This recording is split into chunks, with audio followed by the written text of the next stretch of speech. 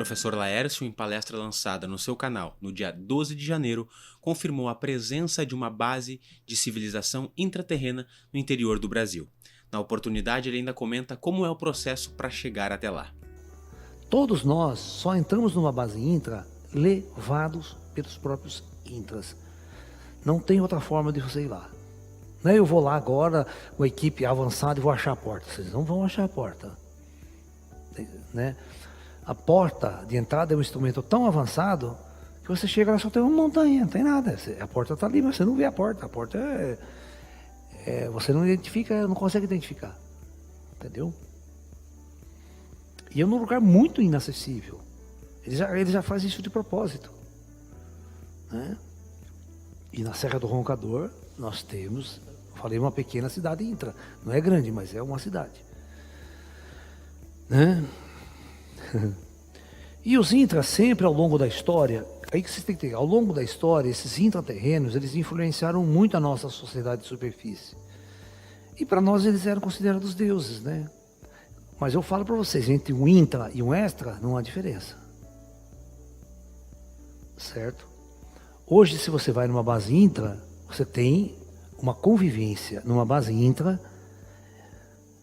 dezenas de raças extraterrestres operando junto com os intras, tá?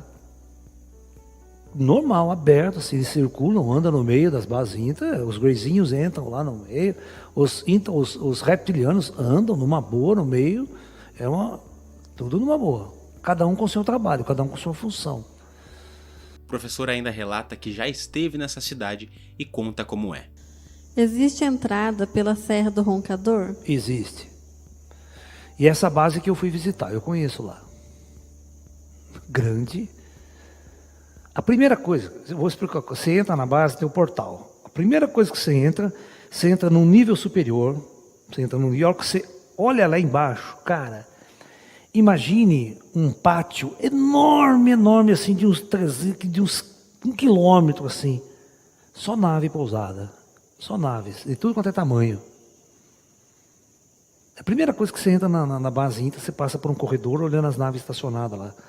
Tudo lá embaixo. Tudo gente andando, mexendo, entra de dentro, sai de nave. Parece aquele filme de Guerra nas Estrelas, sabe? Que fica abastecendo as naves. Sabe? Mesma coisa. E aí você entra, passa por tudo aquilo, você vai num nível superior, as naves estão lá embaixo, você está no andar superior, você passa pelo corredor, ele mostra todas as naves, para você não desce, eles não deixam você ir lá embaixo, ver as naves de perto. A gente ele não deixa. Aí você entra na base intra onde estão toda a sociedade, todas as pessoas, tudo funcionando. Legal pra caramba, mano.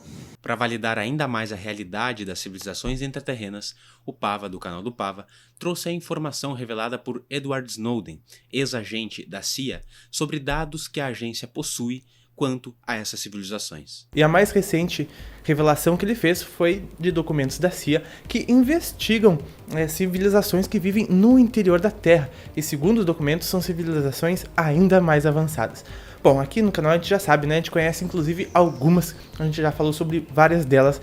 E a principal cidade intraterrena é a cidade de Mictlantlan, que fica sobre os montes peruanos. Outra muito conhecida é a de Shambhala, né? Shambhala, que inclusive tem livros, que quem faz projeções astrais, viagens astrais, isso não é novidade, né? Então, muitas vezes a gente procura a vida pelo universo afora, pelo espaço, e quando talvez ela esteja, a vida extraterrestre, né? Talvez ela esteja muito mais perto do que a gente imagina.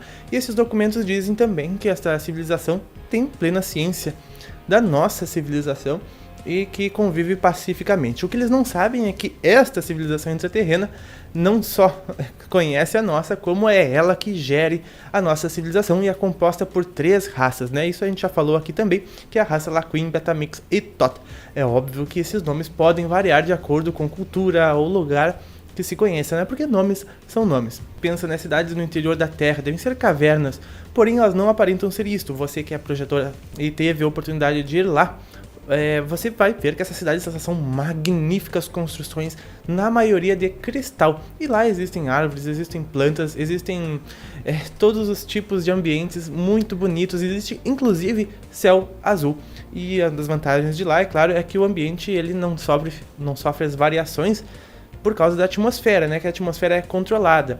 E é uma região que não está sujeita aos terremotos, porque as placas que se deslocam em regiões acima desta faixa de 100 km, acima da atenosfera. Também não sofre com furacões, com vento, com mudanças climáticas. E eles ainda dizem que viver no interior de um planeta é reflexo de viver o mundo interno do próprio ser, e que viver na superfície de um planeta reflete também a superficialidade daquela civilização. O professor Laércio expôs a possibilidade da próxima encarnação do ser humano na Terra, antes da Era da Luz, ser justamente no reino de Agartha. Quem está reencarnando nos mundos intra hoje são espíritos que nessa jornada nossa aqui deu um upgrade, certo? Aí, ao invés de ele encarnar aqui com nós nas trevas, ele encarna lá.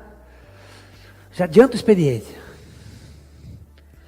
Ele precisa ficar esperando a Terra entrar na Era da Luz. A Terra já tem. E isso acontece com os monges chineses, os mestres tibetanos, lá do passado distante, né, os sem olhos. Aquelas pessoas que estão no estágio muito avançado aqui na Terra, a próxima encarnação dela não é entre nós aqui. Eles já evoluíram tanto através do seu esforço, da sua busca, que o plano astral, após a morte deles, reencarnam eles em Agartha.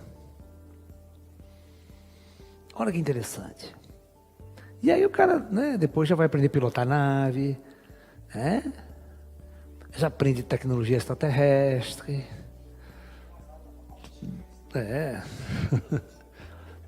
Nessa mesma palestra, o professor nos fala ainda sobre a região mais evoluída espiritualmente no planeta Terra na Era de Atlântida e como essa região se organizava socialmente. Vocês sabem, na Atlântida, né, antes do dilúvio, né, qual o local ou foi o país que mais se elevou espiritualmente? Aonde ficava? Antes do desastre. Porque a civilização atlântida era que nem nós hoje. Você tem um pessoal fazendo bomba atômica e nós aqui tentando contatar ET, evoluir espiritualmente, sacou? Então era a mesma coisa, né? No Peru. O Peru, ele foi naquela região ali, que não chamava Peru na época, aquela região era uma região de uma colônia atlante. E essa colônia, ela era tão avançada que não tinha polícia. Não existia polícia, não existiam cadeias. Era uma comunidade super avançada, né? Se alguém cometesse algum erro, que era difícil, eles simplesmente eram banidos da sociedade, daquele lugar. Mas não havia dinheiro, tudo era comunitário. Medicina para todo mundo, ensino para todo mundo, tudo de graça. Atingiu um nível espiritual muito avançado, né? Aquelas comunidades peruanas, né? Que vão dar início depois da Era da Luz. Essas comunidades que previram a catástrofe é que fizeram as arcas de Noé, porque os materialistas não estavam nem aí. Então, quando eles previram a catástrofe Atlântida, eles, né, esse pessoal pré-Atlante, né, que construíram as bases, eles tinham contato, que nem nós aqui temos contato com o espírito, tem os médiuns, nós temos contato com os ETs, eles também tinham contato com os ETs, só que não tinha começado a Era da Luz, os ETs não podiam intervir. É igual hoje, nós estamos prestes, o ET não pode intervir. Ele só aparece, mostra, tal, dá essa coisa e deixa a gente no ar. Então, nós estamos no mesmo instante que nós estivemos em Atlântida na sua transição planetária Atlântica. Eu sou o Hélio Gabriel, emissário da luz. Se inscreva para receber as atualizações.